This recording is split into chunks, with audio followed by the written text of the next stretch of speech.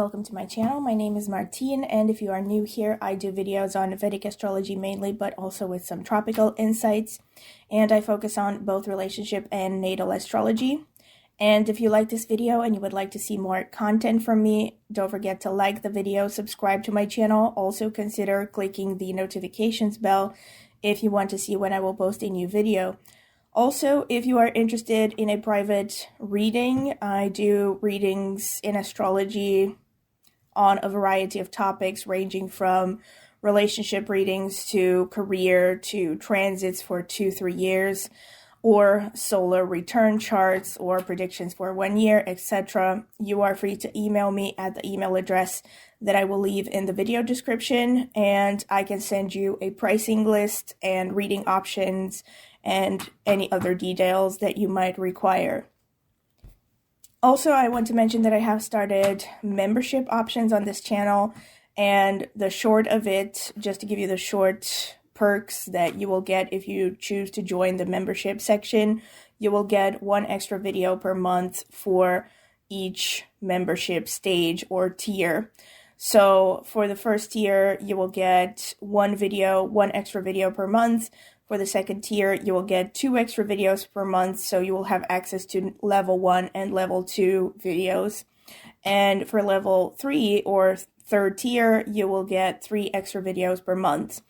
The level 1 and level 3 videos are going to be on a variety of topics, so basically anything related to astrology, but it will be content that is not shown on my regular usual videos, right? So this is members only exclusive content, and it can range from, tips and tricks on how to read a horoscope to, I haven't done this yet, but I plan on doing maybe members only astrological synastry for famous couples, for instance, or the analysis of famous people's horoscopes, but then I can also get into divisional charts, etc., etc. So all kinds of things.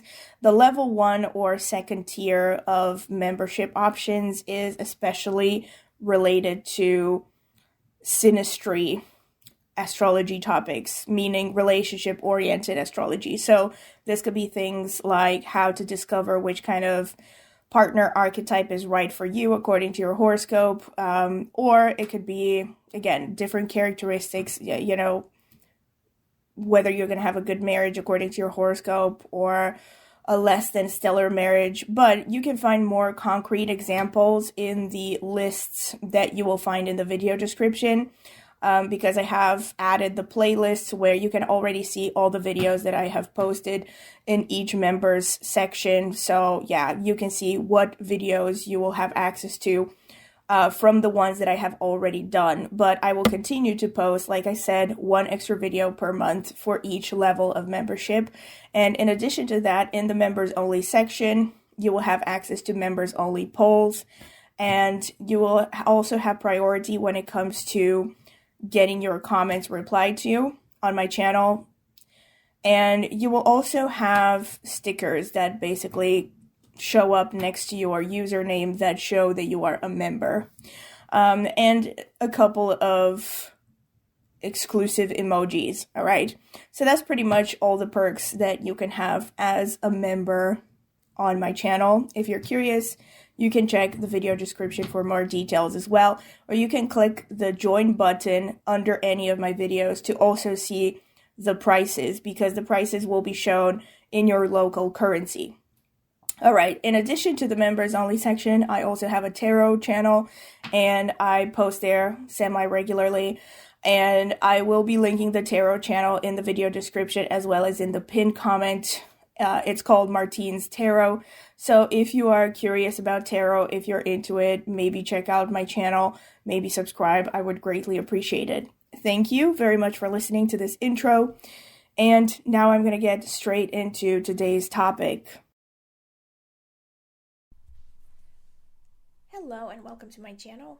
Welcome to another video from me. So today's topic, like I have mentioned in the community section, is going to be about whether a person is a dog lover or a cat lover, plus some other things that I want to mention about pets in general.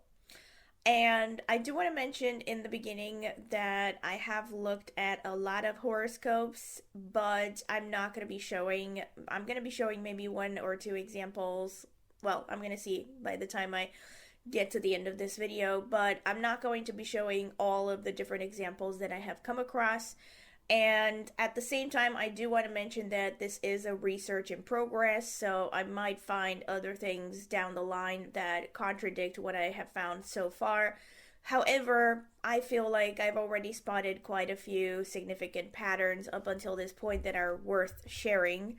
And really, it's one of those fun, light topics that is simply meant to illustrate just how, again, accurate astrology is and how you can use it to determine all kinds of things in life, including preferences for certain pets. I will start also by mentioning that I have mainly looked at this discussion of dogs versus cats and dog lovers versus cat lovers. But of course, it is worth mentioning that different people like different types of pets, and then of course there are also people who are just not particularly fond of animals whatsoever. So I have not really done very serious research on those subtypes. But the things that I have noticed, I will mention them in this video. So I'm mainly going to be focusing on dogs versus cats, but I'm going to be throwing in some information about other different types of pets and potential interest in them and how you see it in the person's horoscope.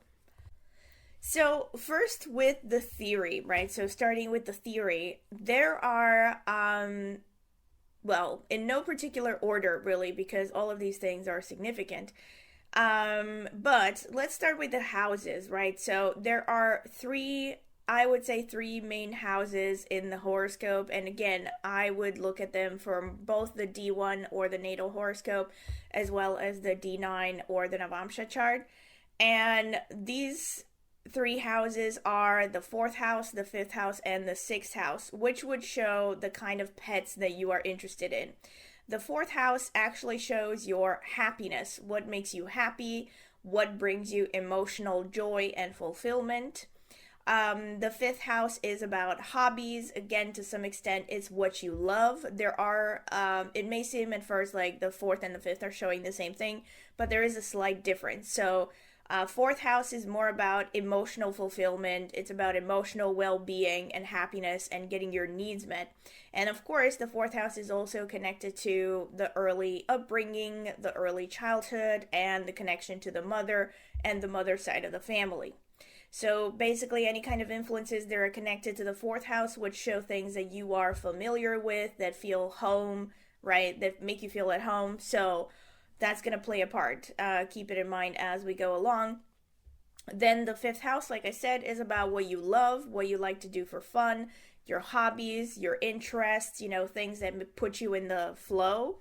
It also actually shows your children or relationship towards children, how you view children, right? It also speaks about your connection to playfulness in general, right? Also how you relate to your inner child, your ability to have fun, what you perceive as fun, etc., etc. So I would actually kind of draw a parallel between the fifth house and Venus in a person's horoscope, because they both tend to show what a person loves, right? Whether it's their aesthetic, their artistic expression, what they love in terms of art forms, even things like what they like to eat, etc., so on and so forth. So anything that enchants the five senses is shown by Venus, and then the fifth house kind of is the house equivalent of about the same thing, except that in addition to what Venus shows in a horoscope, the fifth house also, like I said, connects to how you view parenting, how you view children,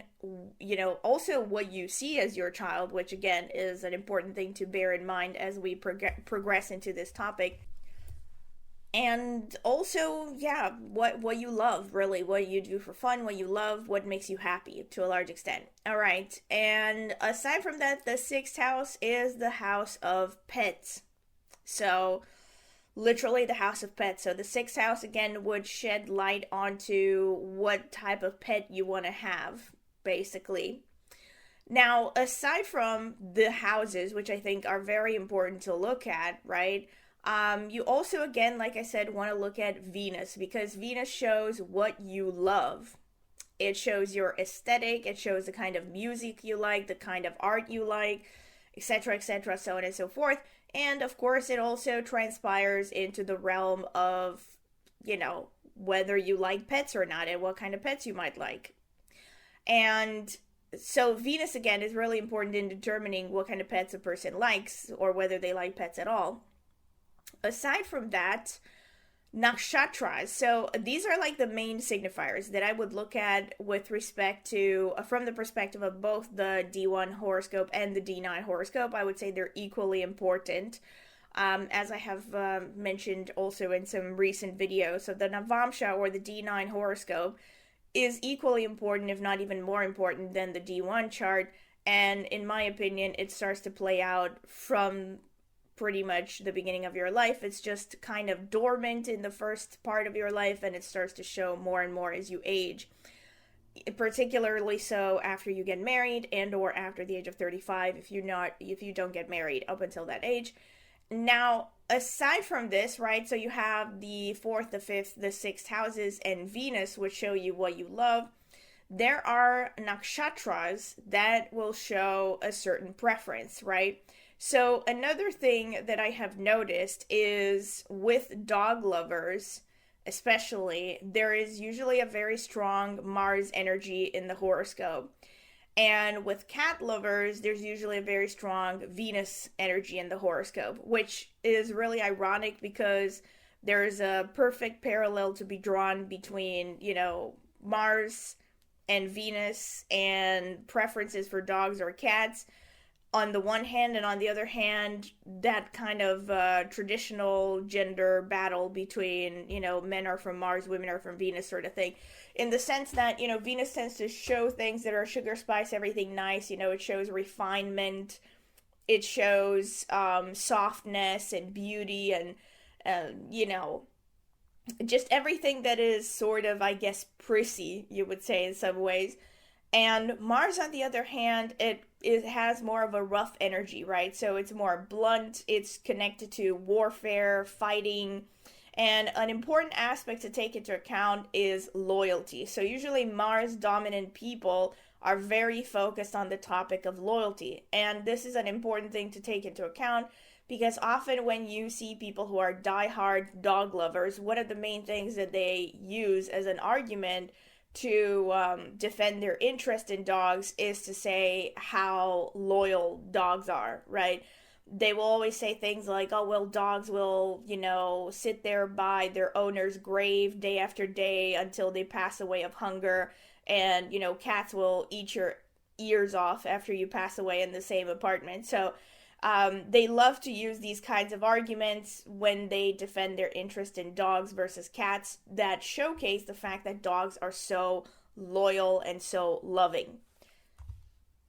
On the other hand, people that defend cats usually will say things like, oh, well, cats are so much more, first of all, beautiful, aesthetically pleasing, they're so cute, they're so affectionate. Again, all of these things are basically, when you break it down, traditionally Venusian traits, right? So people who are very Venus dominant, for instance, they tend to like refinement, they tend to like the fine things in life, they like softness, they like comfort, they tend to be affectionate because Venus is also the planet of love, right?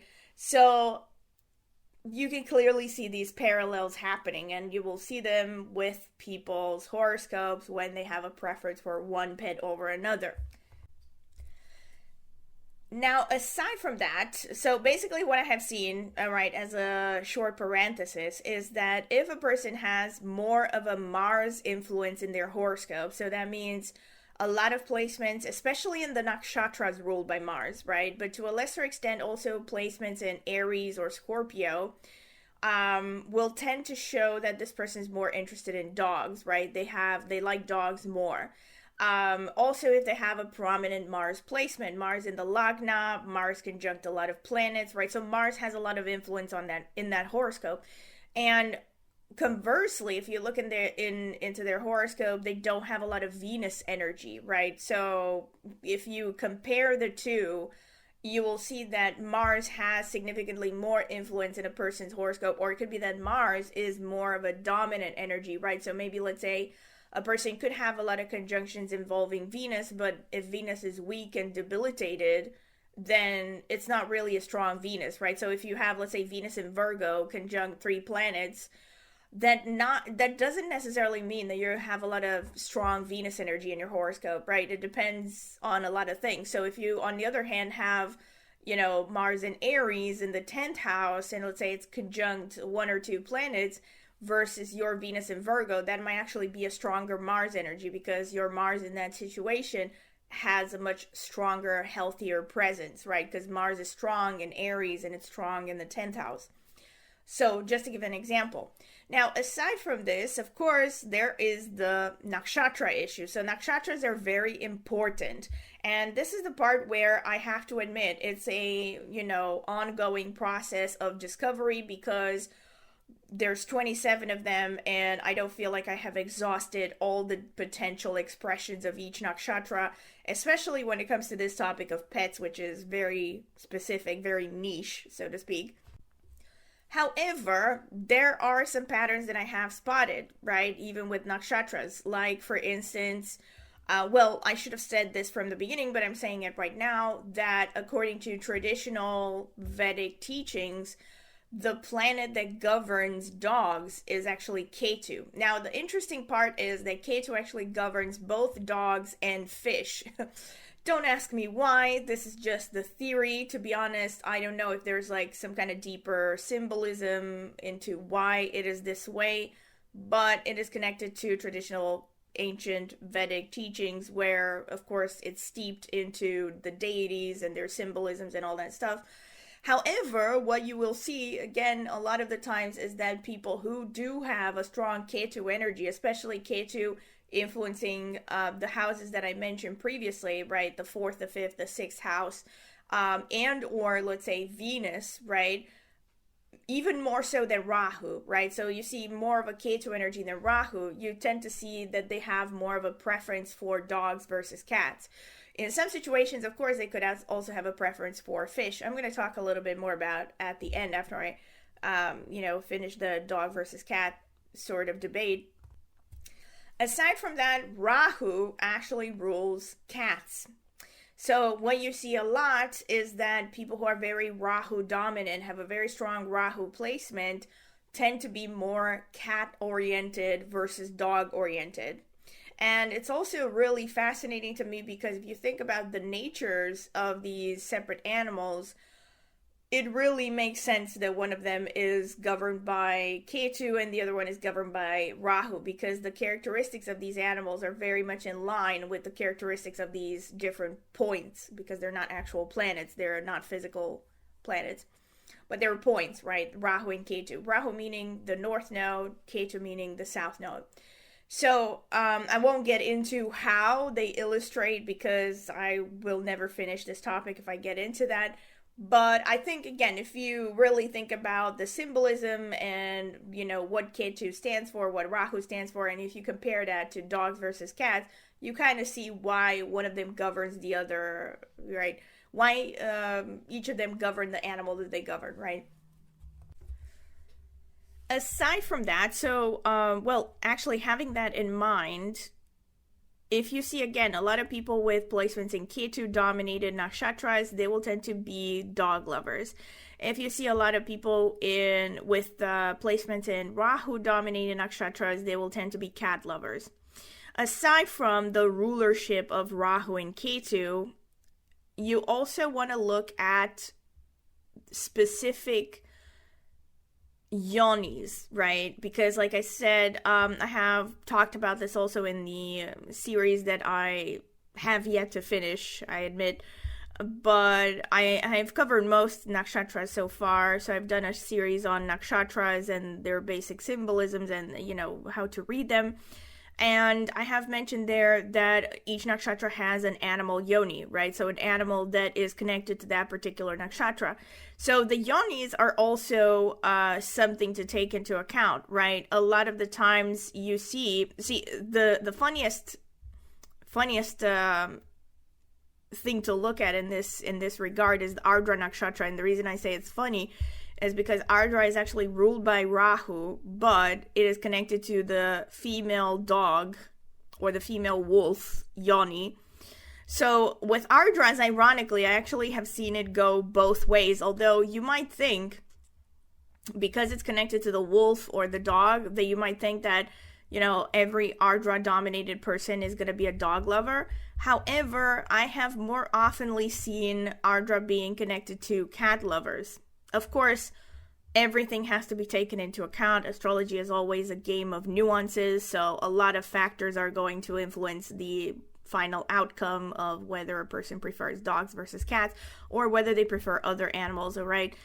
But Ardra is connected to the wolf. Most importantly, the one that is very strongly connected to the wolf / the dog is Mula Nakshatra. Not only is it connected to the yoni of the dog, the male dog, but it's also ruled by Ketu. And believe me, with Mula, a lot of the times, I don't think I've seen actually a Mula person, a heavy Mula person. And usually a heavy, I'm talking about, moon and Mula. And again, unless there are a lot of counterbalancing aspects that would show a strong preference for cats, right?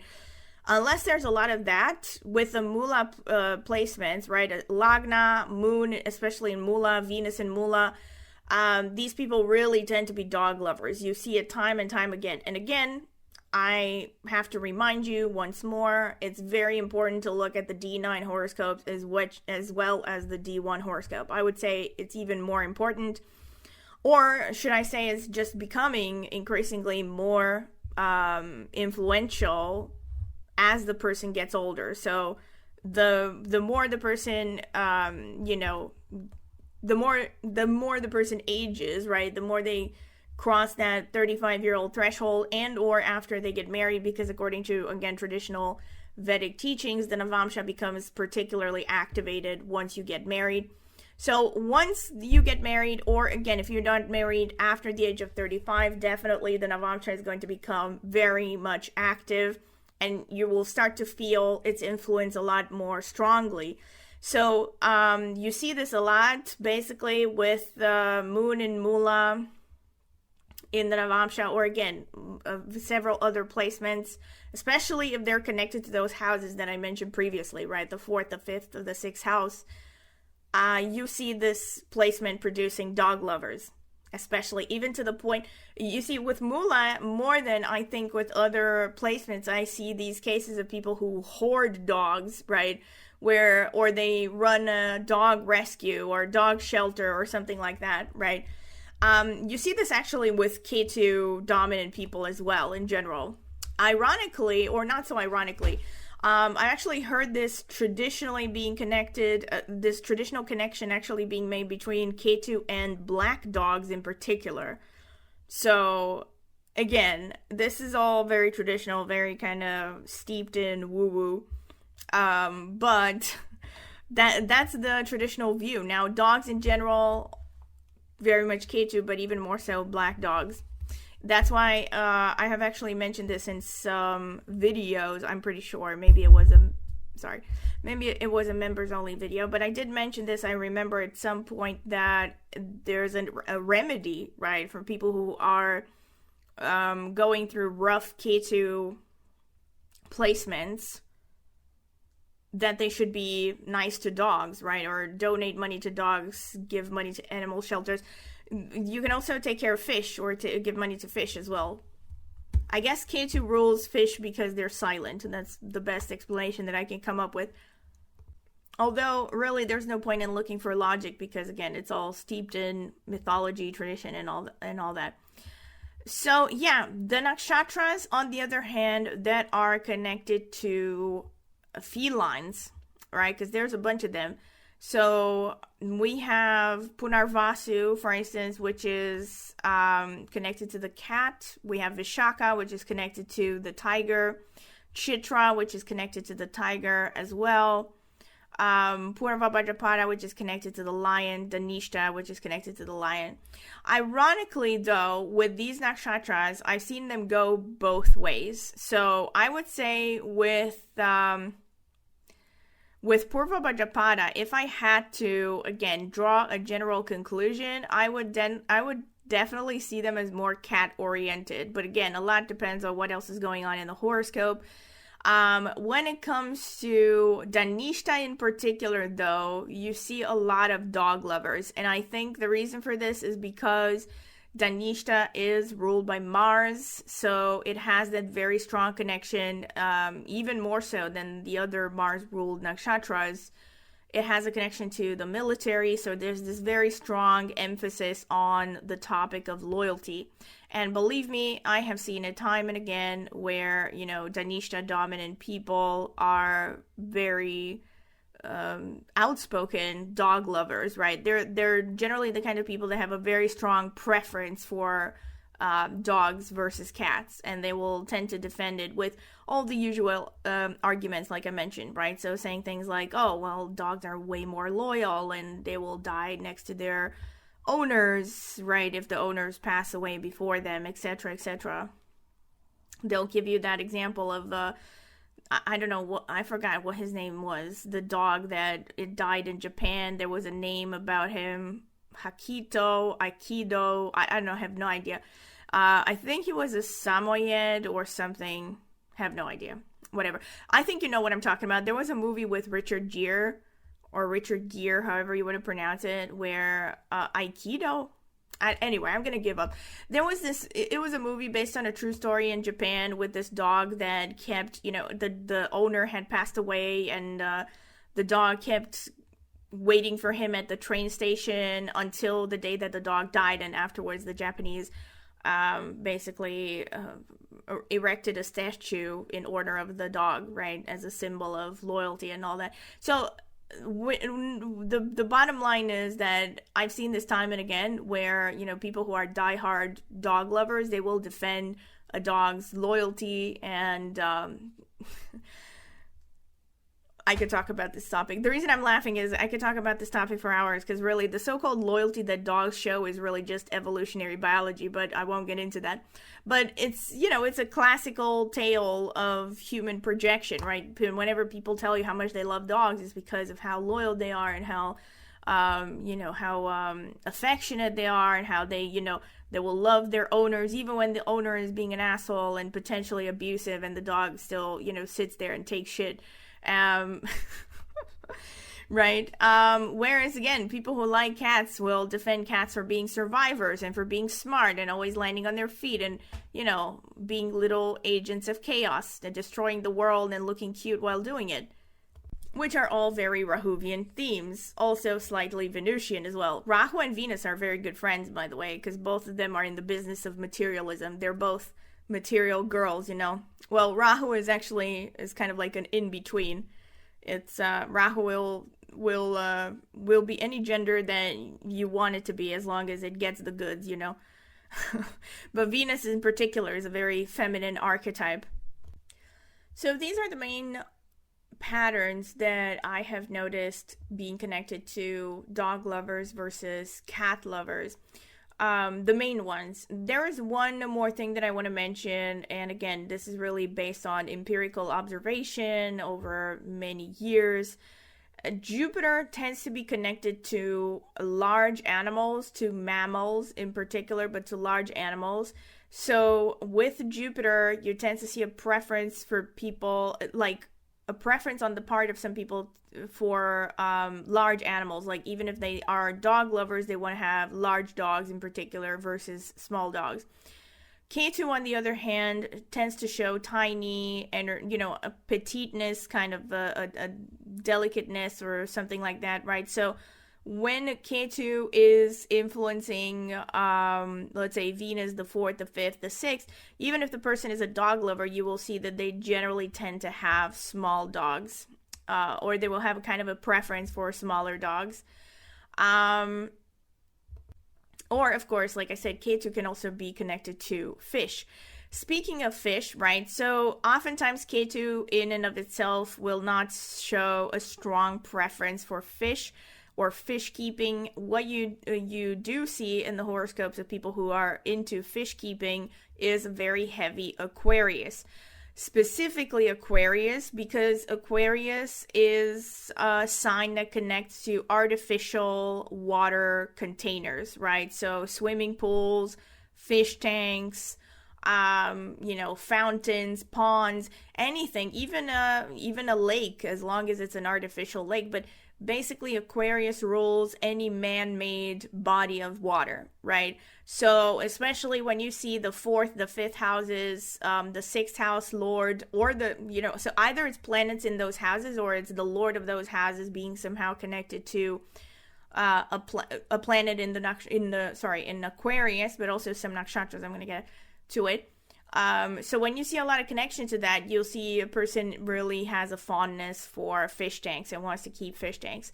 Aside from Aquarius, there's another very strong influence. Also Ketu, like I said, so Ketu dominant people tend to have a fondness for fish tanks. But again, I would say Ketu in and of itself is not strong enough to say that this person is going to be super into fish. More likely, I would say they're more likely actually to have a dog as a pet if they just have a very strong Ketu without any of these other water related influences. So these water related influences, aside from Aquarius, I've also seen Purvashadha being very strong. So Purvashadha is connected to the sea, it's connected to underwater everything. So you see a lot of Purvashadha in the horoscopes of people who are, very much into fish tanks. Again, especially if it is connected to those houses or to Venus, right, where it shows what you love, right, what you love to focus on. Another very important one is, again, Uttarashadha. Because not Uttarashadha. Purva, I'm really getting mixed up. Not Purva. Uttara Bhadrapada, that's the one. Uttara Bhadrapada, which is the nakshatra that comes right after Purva Bhadrapada, right? It's connected again to the sea. It's also connected to these marine snakes, these kind of deities called Naghas in Vedic astrology, which are kind of in the shape of a snake, which again leads me to the second topic, which is interest in reptiles. So you also see Uttara Bhadrapada potentially showing interest in reptiles as well. Not the strongest one for reptiles, though. The strongest one for reptiles are the ones that are connected to the yoni of the snake. So those are Ashlesha and Rohini. And again, you see a lot of the times people with placements in Ashlesha and Rohini, they will actually be drawn to reptiles, especially snakes. But back to fish tanks, the main indicators, like I said, Aquarius, Uttara Bhadrapada, and Purvashadha. These are the strongest ones as far as I have seen. All right. Of course, there are other influences. One thing that is worth mentioning is there are two nakshatras, Mrigashira and Ardra, that are particularly attracted to the natural life in general, so the natural world. So they will like animals in general. They will also, with Mrigashira especially, there's more like animals are going to be drawn to them, right? So even if they themselves are not particularly interested, animals are more friendly towards them. Even with Ardras, I actually see it a lot, where, animals will naturally kind of resonate. It's almost like they're on the same frequency with people who have strong Ardra and or Mrigashira. And I think, in my opinion, again, don't want to digress too much, but I think it's because these nakshatras have this very kind of honest, pure sort of energy that animals relate to, right? So they instantly kind of feel like, this is something, a creature that they can trust. That's kind of like I said, they speak the same language almost. Anyway, I don't want to digress too much into this, but with Ardra and Mrigashira, because it's connected to forests, to wildlife, so you will see that these people tend to love animals in general, right? Especially with Ardra and Rahu, so people who are very Rahu dominant, especially if Rahu is connected to the 6th house, even more so if it's connected to the 6th and the other houses, right, like the 4th and the 5th houses, you see a love of exotic pets. So whatever is exotic is basically Rahu. So yeah, I have tried to look into, I've tried to look into the horoscopes of some, famous animal trainers and stuff like this, but as far as I have seen, I have not found any given time of birth, so it's impossible to analyze what is going on there. Like, I looked at this guy, what the hell was his name? Jackson Galaxy, who is like a cat tamer. He had a show on Animal Planet ages ago. I don't know if he still does, but he's a thing, right? He's like he's like a cat psychologist. Then there was another guy, I remember back in the day, because I used to watch a lot of Animal Planet. There was another guy called Caesar. He had a show called Caesar and the Dogs or something like that. So anyway, I tried to look for some of this information, but I haven't found anything that really, no solid birth information that I could look into. But based on, some empirical information and, some cases that I have seen few and far in between over the years, and also people that I've known in real life, that a lot of Rahu and especially Ardra tends to show a love of exotic pets. Yeah. Now, conversely, there's also the topic, and I have to admit, this is not something that I have done any research on, because it's difficult to find people in this day and age that will be open about not liking animals whatsoever. I have come across literally one or two people in my entire life that will straight up say, I hate animals and I want nothing to do with them. And what I have seen about these people, and again, this is very kind of rough data, because like I said, I didn't really have much to go on in terms of finding examples. But, and I'm gonna get some I can already feel it. I'm gonna get some hate in the comments, because whenever I pick on this nakshatra, I have some people like, what is your problem with this nakshatra? But I have to say, I have seen it in the horoscopes of people with Revati, like Revati being very strongly placed. It tends to show kind of a lack of interest in animals. I would take it, actually a step further and say that people who have a lot of placements in Deva nakshatras. So remember that according to traditional Vedic astrology, there are three main categories of nakshatras. There are Rakshasas, or the demon nakshatras, there are Manushas, or the human nakshatras, and there are the Devas, or the I guess they're called angelic nakshatras, or the angel nakshatras, or the, how should I put them, deities, sort of. They're snotty, okay? The Devas are the snottiest people that you can come across, and I would say Revati takes the cake. I don't think it's a coincidence that a lot of people who turn out to be psychopaths and serial killers have prominent Revati, and unfortunately I've seen it a lot with cult leaders. And yes, when I say a lot, I mean considering the fact that there are few cult leaders, few and far in between, and if you just check, literally 3 out of 5 of them will have a prominent Revati placement. And I think, and again, I don't want to turn this into, again, this is like a totally different topic that I might delve into. Maybe I should do a video about cult leaders, so let me know if you're interested in that. But I think Devas in particular, as far as I have noticed, it's not necessarily that they're bad people always, but they do have this kind of arrogance, which can border on, like I said, sometimes psychopathy and, having this total lack of empathy towards anything that they see as kind of a lower mammal, basically, including animals, right? So people that are very Deva dominant, they are not interested in lower life forms, so to speak, right? So they're only interested in what they can create through their minds, or like elevate and, kind of help humanity forward. And so they will tend to see animals as kind of a waste of time from their perspective. To some extent, I would also say Ketu, maybe Ketu connected to certain houses, but again, I won't venture out to say anything about the Ketu patterns, is because I would have to do more research on this topic. But yeah, pretty much this is what I have noticed. These are the general patterns. I have to say, I found a very, I mean, I had a really hard time looking for famous cat lovers. I don't know, maybe I just wasn't inspired or things just weren't showing up for me, but I have, I found tons of examples of people who are very openly dog lovers, but not so much with cat lovers. Basically, the only famous person that I could find right off, like with the minimal amount of research to show right now is Taylor Swift, who I think she's even had some podcasts and interviews where she showed up with her cats. So she's like a very public cat lover.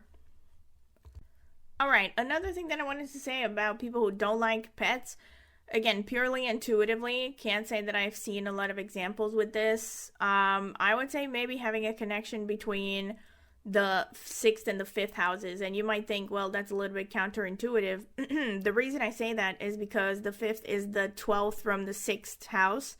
So I would intuitively think that, someone has, sixth lord in the fifth house, they will just not have an interest in keeping pets whatsoever because, the sixth house lord is going into the house of loss.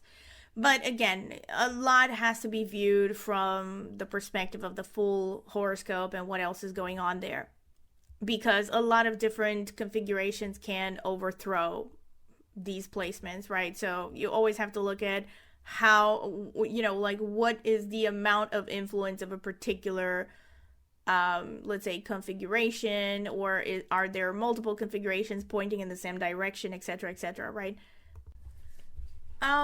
There's one more thing. Actually, now as I was looking over Taylor Swift's horoscope, it just dawned on me. I should have mentioned this from the beginning. Just as you have, Aries and Scorpio, which I would say tend to show more of an interest in dogs, I would also throw Sagittarius in there a little bit. But again, a lot has to be looked at from the perspective of the whole horoscope. These will tend to show more of an interest in dogs. Leo, together with the Venus ruled sign, so Taurus, Libra, tends to show more of an interest in cats as far as I have seen. But these are not the strongest configurations. So I would say the strongest ones, like I said, are connections to Rahu versus Ketu, Mars versus Venus in a horoscope, which one has, more stock in that horoscope, which one has the highest influence, and then looking at the fourth, the fifth, the sixth houses, and see what influences those houses, right? These are the most important things to determine what kind of pets a person likes. But yeah, with Leo, again, I've seen it a lot that people with Leo placements, they tend to really like cats. They tend to be cat people, which makes sense because hello, Leo is the lion, right? So it's connected to felines. Oh, I just realized that I think Vivian Lee was also a devout, quote unquote, if you can call it that, a very devout, let's say, cat lover. So maybe I can look into her horoscope a little bit if I find it. But looking at Taylor Swift's horoscope, the first thing that stands out that I think explains to a large extent why she is a cat lover is the fact that she has a very strong Rahu influence. You see it both in the D1 and the D9 horoscopes. Can I also just make a parenthesis now that I'm looking at her Navamsha, because she has Rahu conjunct the Ascendant conjunct Mercury, right? So this is her Navamsha chart. Rahu in the Ascendant of the Navamsha can also explain going through a lot of relationships. So I just happened to remember this, right? It stood out to me. So I don't know. By the way, please comment in the comment section if you want to see a detailed horoscope interpretation for Taylor Swift or for any other famous person. I might look into it. I don't think I have done Taylor Swift's chart in depth. Don't think so. So yeah, I might look into that if you're interested.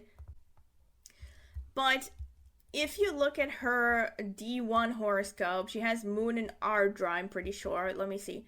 She has Moon and Jupiter conjunct in the 7th house in Gemini in 9 and 13 degrees respectively. Let me see. Yeah, so that's Ardra Nakshatra. So again, I would say this is a pretty strong indicator that she would like felines. Now, if you look at her, let's see. The lord of her fifth house is Mars, so she has her fifth house in Aries. Mars is in Vishaka Nakshatra. It's also conjunct the sun. So even though it's sitting in Scorpio, Mars is a Scorpio. Here, this is why I mentioned I see nakshatras as more important than signs in general. And nakshatras are also a common denominator because no matter whether you look at a horoscope from the Vedic perspective or the tropical zodiac perspective, the nakshatras stay the same. So this is also why I see them as more important than the zodiac signs. And that being said, so she has the lord of her fifth house, again, one of those houses that shows what you love. It's falling in Vishaka, which is associated to the tiger Yoni. So again, it's more of a feline energy. And on top of that, it's conjunct the sun, which I would kind of see this as, Leonian sort of energy because the sun rules Leo. So in a way, I would see it as connected to feline energy a little bit as well, if you stretch it a bit. All right, not the strongest indicator, but if you stretch it a bit. Furthermore, what you see is that her Venus, first of all, her Venus itself is conjunct Rahu, which I would see as a plus point in favor of cats. Again, like I said, because Rahu rules cats, Venus is what you love. So again, you tend to see this not all the times because as usual, you have to look at the full picture, but you do tend to see it, with Venus conjunct Rahu or Rahu aspecting Venus, as opposed to Ketu conjunct Venus and Ketu aspecting Venus. The Rahu placements will tend to show a preference for cats, for felines, right? So that is going on. Also, her Venus is in, let's see, I think, what is this? 8 degree. Oh my God, I think this is Mula, isn't it? Or not? No, it's not Mula. It's Uttarashadha, I think. Let me double check. 8 degrees Capricorn. Yeah, it's Uttarashadha, which again is ruled by the sun. So that could also add in favor of cats again. I should have also mentioned this in a way because the sun dominant nakshatras, as far as I have seen, they also tend to be more cat lovers than dog lovers. But I have to admit, I have not specifically looked at the sun dominant nakshatras that much to say that it always shows a preference for cats versus dogs, right? So I think it's one of those light influences that can be easily overthrown by more powerful preferences shown by other configurations. So yeah, aside from that, so Venus is the ruler of her sixth house. So not only is Venus already as the planet that shows what she loves conjunct Rahu, but in her horoscope it also happens to be the ruler of her sixth house, which shows the house of pets. Again, Rahu is heavily influencing the house of pets, which would tend to show a preference for felines, definitely, when you look at it from the perspective of whether she's more of a cat lover rather than a dog lover. It could also technically show an interest in exotic animals as well, to some extent. Also, the fourth house lord is Jupiter, right? Because her fourth house is falling in Pisces, so it's ruled by Jupiter, and then Jupiter is conjunct the moon in Gemini in Ardra, which again is ruled by Rahu. All the roads lead to Rome in this horoscope, and Rome is Ardra, I guess, and Rahu. So it's a very strong Rahuvian energy. Conversely, you don't see a lot of Ketu going on here.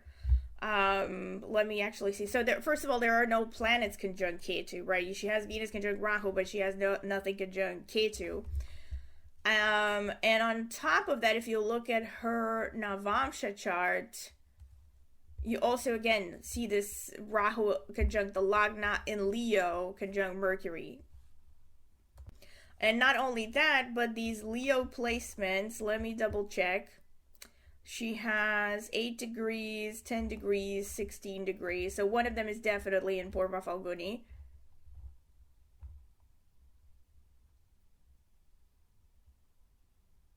$13.20.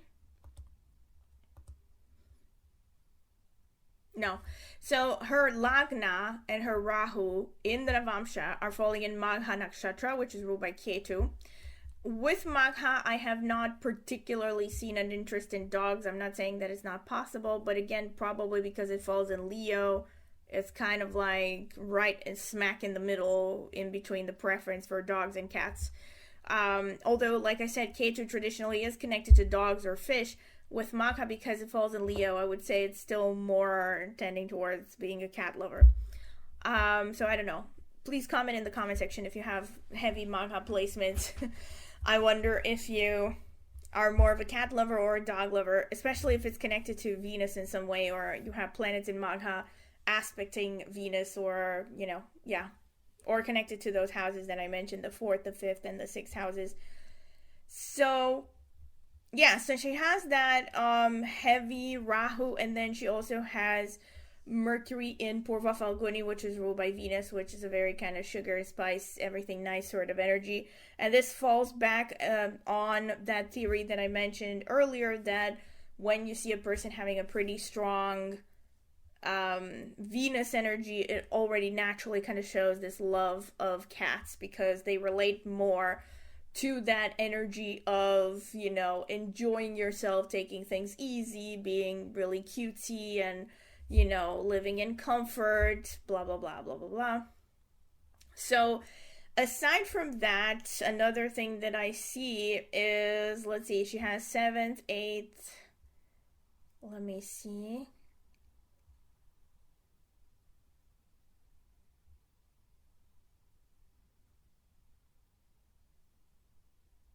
Yeah, so she has Venus conjunct Sun in the Navamsha as well. It's falling in Pisces. Again, let me see. 10 and 13. I think this is actually Uttara Bhadrapada. Let me see. Yes, it's in Uttara Bhadrapada.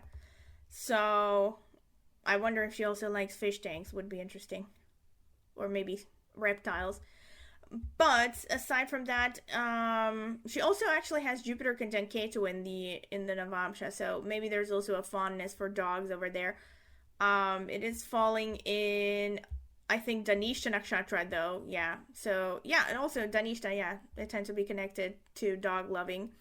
So maybe she likes both, but she has been, showing herself in public with cats, so that's why I took her as a cat lover. Also, if you look at it closely, the lord of her 5th house of the Navamsha, Jupiter, not the 5th house, sorry. Yeah, the 5th house.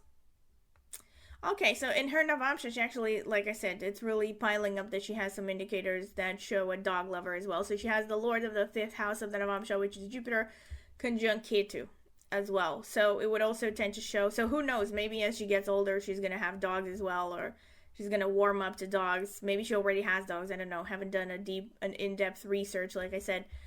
Another thing, let's see, is 27 degrees Virgo. I think this is Uttara Falguni, 2739.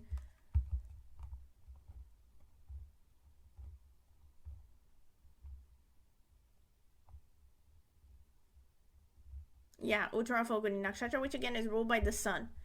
So, I mean, the lord of her 6th house is falling in Uttara Falguni. So it's not a very heavy preference for cats, but again, any sun dominant energy, I would say, is more cat lover than dog lover, right?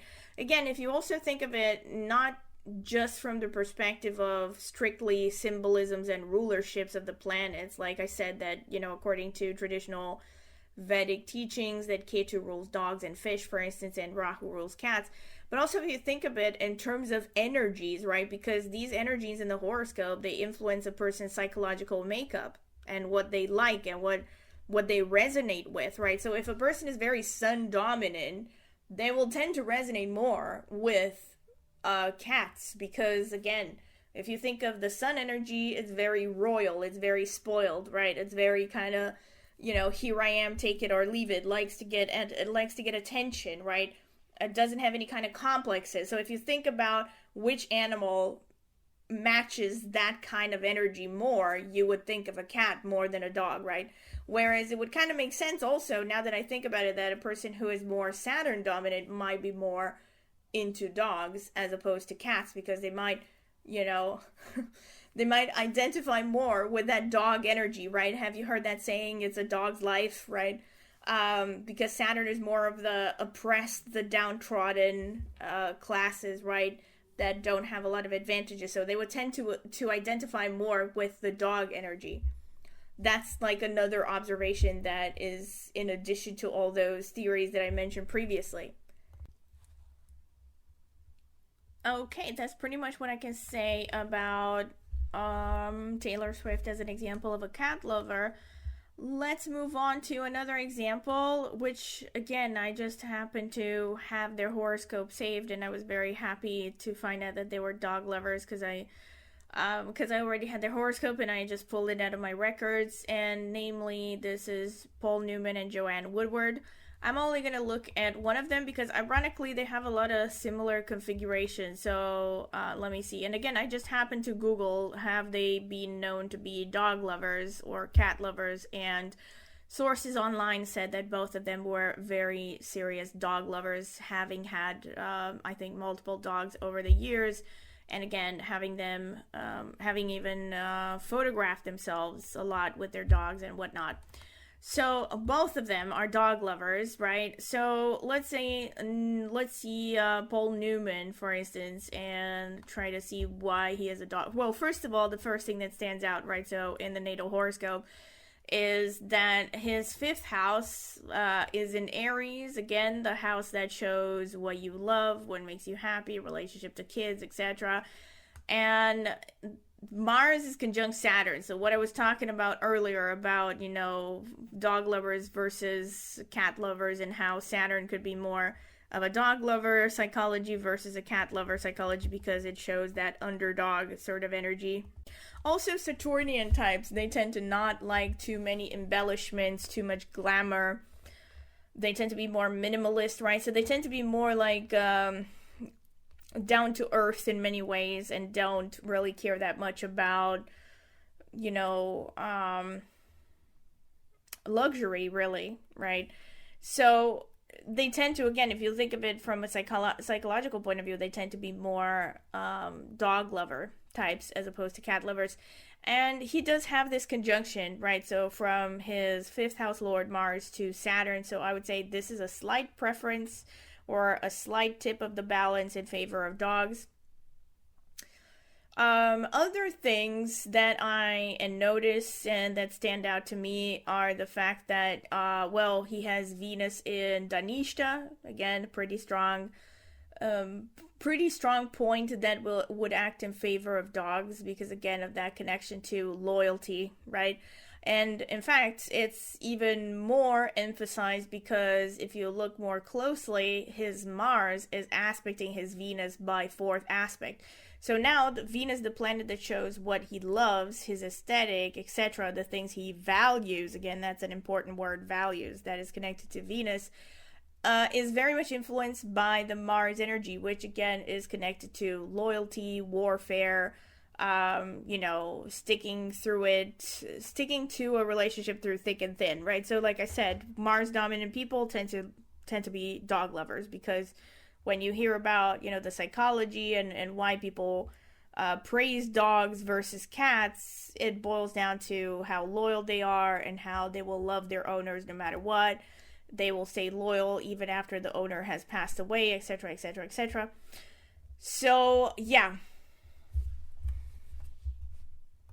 Another thing that stands out very strongly to me is the fact that he has Jupiter and the Sun conjunct Ketu. So Ketu is very clearly strong in his horoscope, definitely stronger than Rahu, just looking at his D1 chart, because Rahu is not conjunct any planet. However, his Sun and his Jupiter are conjunct Ketu. And now if we look at the, let's see, nakshatras, even more so, actually, Jupiter is the lord of his 4th house. Again, one of those houses that is connected to what makes you happy. And in this case, the 4th house is the house that shows happiness emotionally, right? Like what makes you feel at home, what makes you feel comforted, what makes you feel happy, really, emotionally, right? Like what is your heart's desire in many ways. And this 4th lord is conjunct Ketu, right? It's Jupiter and it's conjunct Ketu. So again, this would show a pretty strong preference for dogs versus cats. And now, if we move on to his Navamsha, the configurations are even more strongly in favor of him being a dog lover versus a cat lover. So even though actually he has Venus in the Lagna of the Navamsha, which again would tend to show more of a cat lover technically because Venus is all sugar, spice, and everything nice. If you look at, like I said, the houses that are the most important, the most prominent, there's a lot of Ketu energy, right? So first of all, his 6th house is in Pisces and it's occupied by Mars. Let's see. Mars, yeah. He has Moon in Purva Bhadrapada in the Navamsha. He has conjunct Mars in Uttara Bhadrapada. Not super important. The important part is Mars, again, that planet that is connected to loyalty. And like I said, as far as I've noticed, tends to show more of a preference for dogs. That planet is sitting in his 6th house, the house of pets. All right.